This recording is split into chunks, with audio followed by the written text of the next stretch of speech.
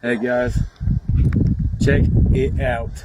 We have had a very, very amazing, awesome day out here on Brookville Lake, our home lake.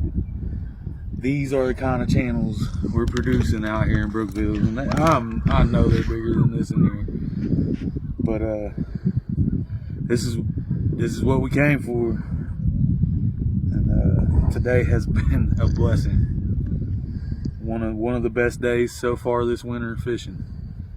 We've caught several nice fish. This by far tops them right here. What a great day. Let's get this baby back in the water.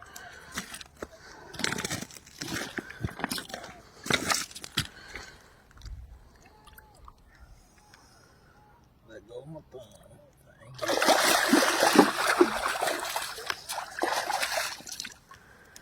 Yes, that's how we do it. 765 Catfish Cowboys.